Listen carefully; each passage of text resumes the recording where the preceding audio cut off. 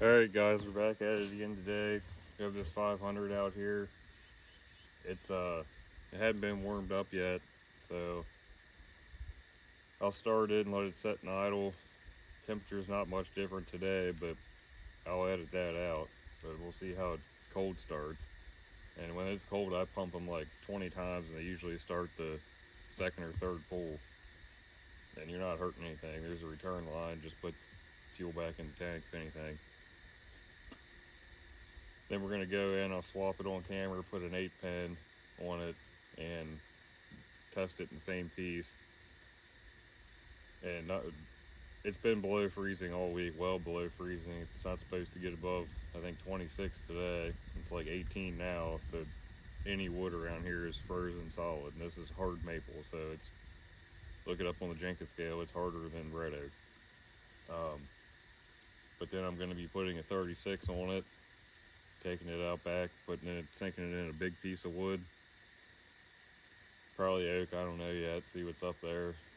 And all I have laying around is a full skip loop of chain, because I personally use an 880 with the 36 if I'm in big wood, just what I do. But we're going to run it with an 8 pin and 7 pin with a 36 full skip and frozen hardwood. So without further ado, we'll see how it cold starts, and then I'll let it idle for a bit and bring you guys back.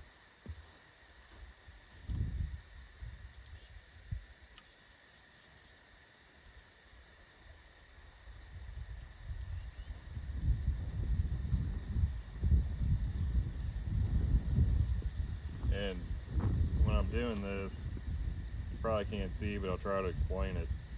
Let the bubble come all the way back out before you push it in, or you're not getting a full shot.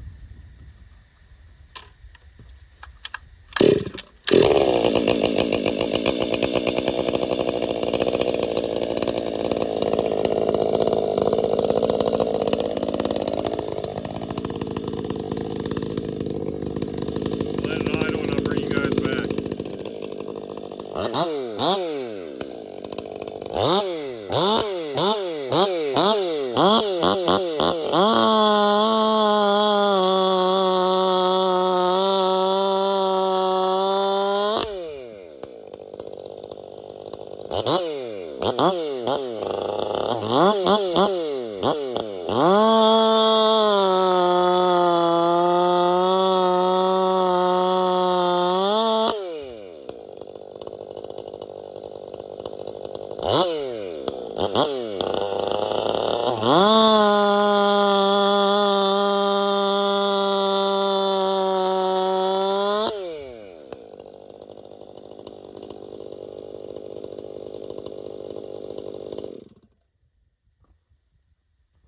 Right now we'll get back in where it's warm and put the 8 pin on.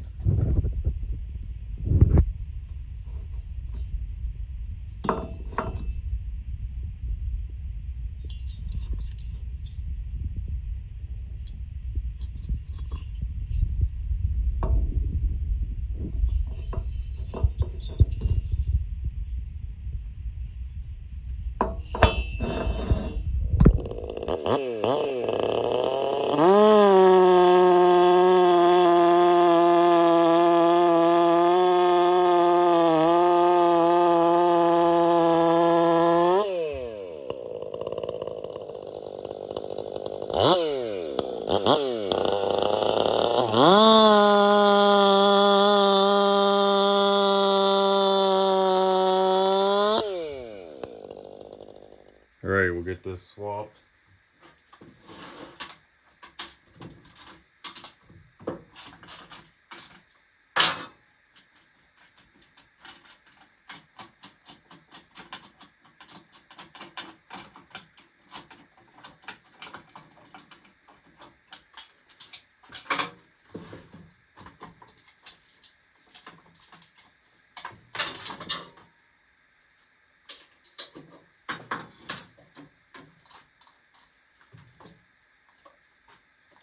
I'll get it off there and show you.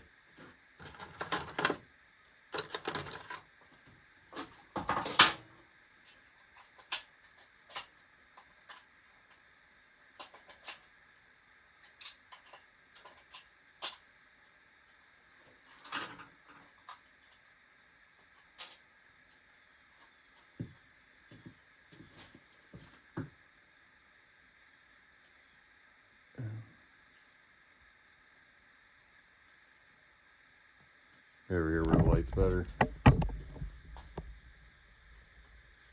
3/8/7. 8-pin.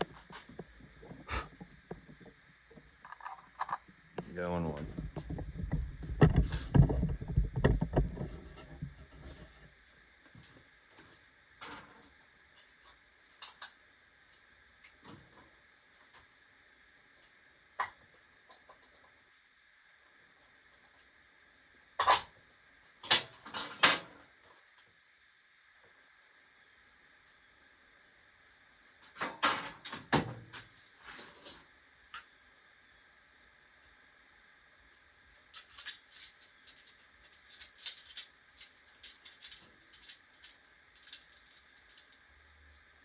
In case y'all are wondering, I don't know if you can see it, but yeah, I always tarp my lathe up because when you're blowing off saws and everything, you don't want any kind of dirt getting on your lathe unless you clean them constantly. I mean, I keep them clean, but any dirt on there is abrasive and it'll wear your ways out a lot faster. So dirt, dust, whatever. So I'm not using it. I keep it tarped up.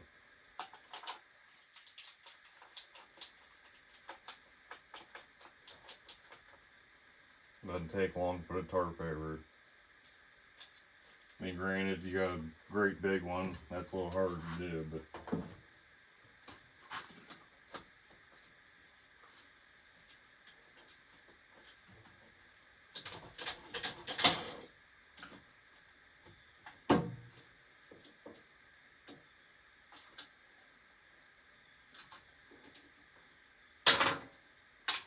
then your bar nuts, you don't have to reef on them even with a long bar. You got this little ratchet. That's all I do. That's all you need. I get saws in here all the time. You almost have to use a dang breaker bar to get the nuts off. Alright, we'll go test her with the 8-pin.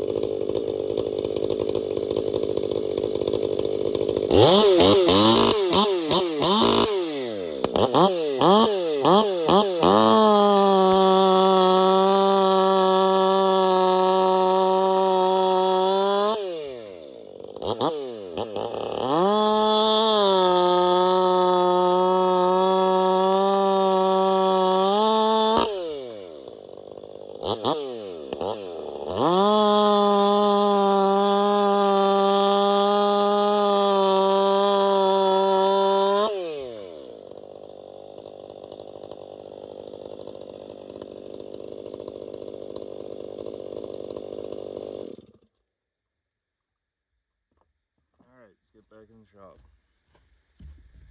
Okay, so I timed it. It was still 6 seconds with the 8-pin, so it didn't slow it down, didn't make it any faster. In my experience, most saws, if you're not making the power, it will actually slow it down a little bit in the cut.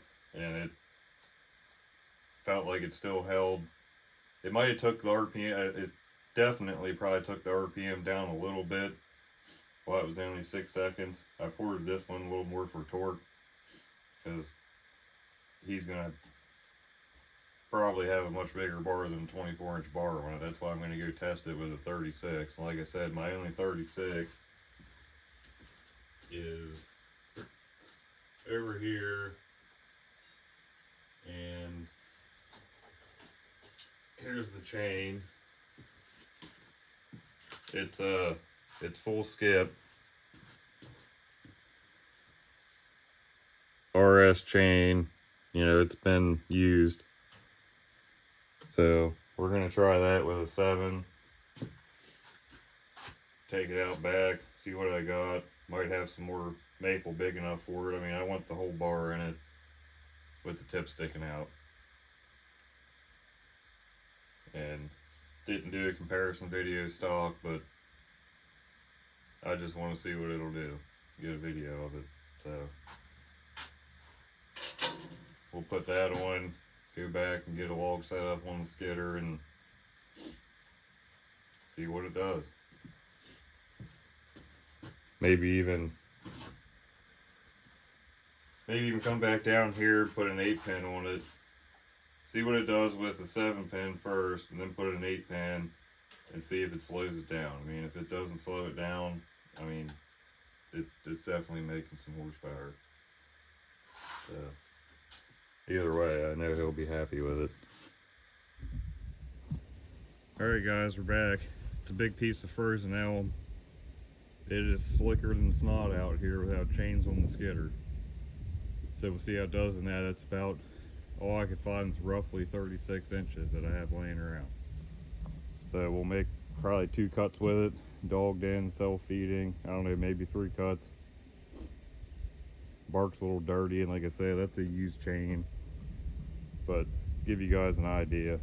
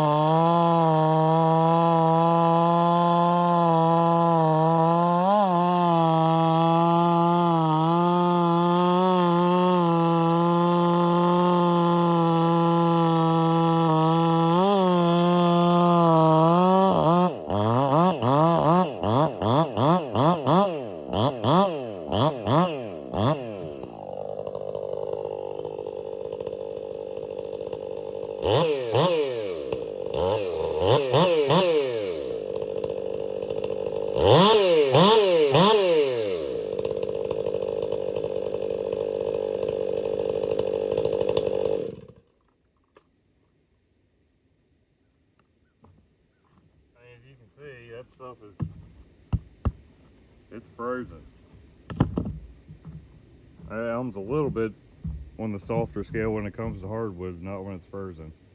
I don't know if you could hear it. It's the first time, I mean, I'm running a tank through it today, but you can kind of hear it tuning itself. And like, again, it's a brand new saw. Rings haven't seated yet. It'll wake up a little bit when the rings seat and gets a little more compression. And I take a lot more out of the band than most guys do, because I do something else to get the intake, you know, way below 87 or 88. And it's not, I don't epoxy the intake or none of that crap. But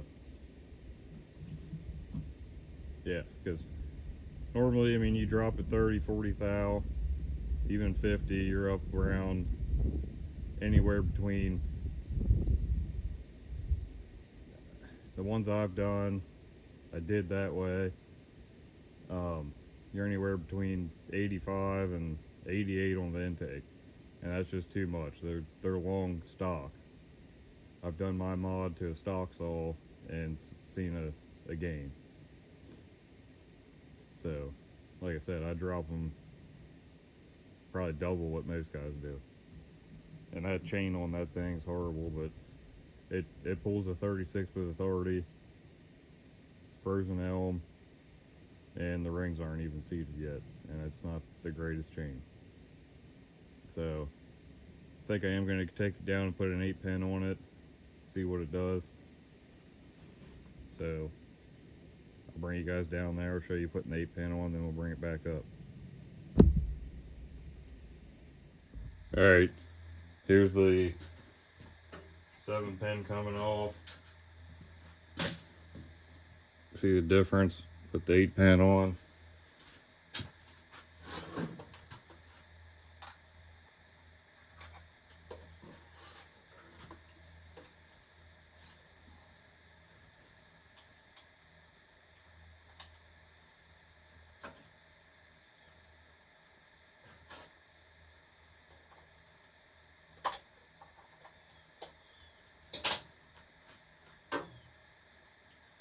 Alright, I'll go ahead and throw the, well, I'll just do it on camera for you.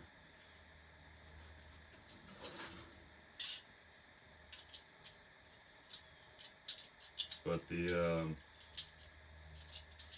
that elm, it's every bit of 36 inches. I know on the Janka scale it's not as hard as oak and some other hardwoods, but it is frozen, so that makes it harder to cut.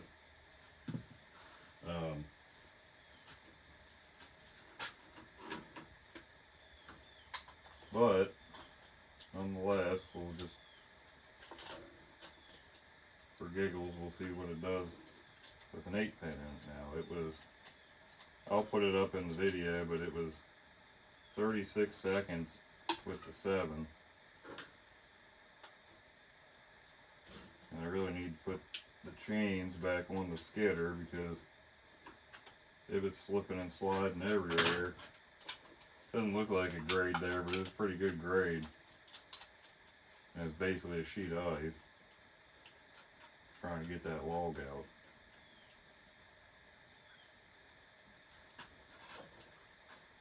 So there we go. I'll tension it and everything off camera. This video's getting a little lengthy. The internet around here sucks, so it takes forever to upload a longer video, so I try to keep them shorter. So, see you guys back at the test log.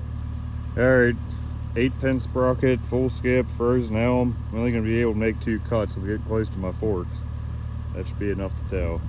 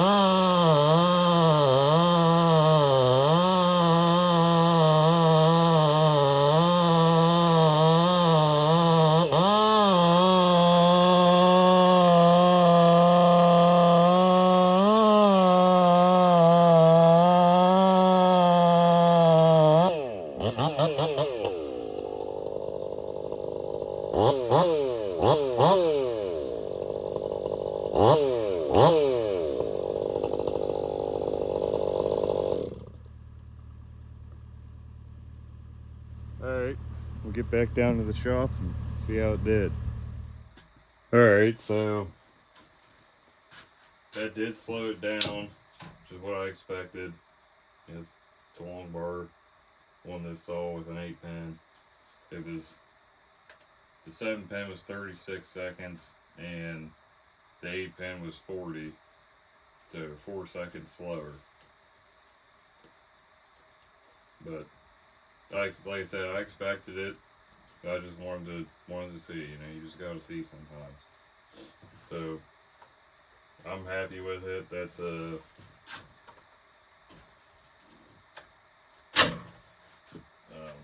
see here.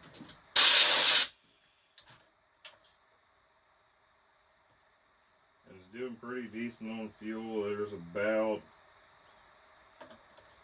half a tank left. Bunch of wide open cutting. These are Fuel Hogs factory, but like I said, they have a really long intake factory, and I've reduced that to a stock one and got gains. And when you port them, I mean, you can drop the jug or cylinder, and the intake will become even longer, and you definitely don't get like a 30 or 40% gain by doing that. In my eyes, I've done it and wasn't happy with it, so I figured out something to shorten that intake below 85, I'll put it that way, and they run a lot better. I mean, much better ported. You get the 30-40% gain you want, and they're not fuel hogs as they already are. I mean, it's still a fuel hog, but not as bad. So, like I said, it still needs, that's the first tank on other than when it was ran at the factory. So it needs some time on it, 9 or 10 tanks to really wake up, get them ring seated, and I'm sure it'll be even stronger. So get this thing all cleaned up. It's a mess right now, and get it boxed up. After I go through it, I always go through and check bolts and everything, look at the piston, all that stuff. After I clean it, and then we'll get it boxed up and back to them. So thanks for watching, guys. Like I said, next will be, let me just take this thing off here. Next will be the 7900 Dome, or not Domar, well, Dokita anyway. And like I said, I got all these other customer saws to do. That 661 there just got a full rebuild port job. But anyways, enough rambling. Over and out. Thanks for watching.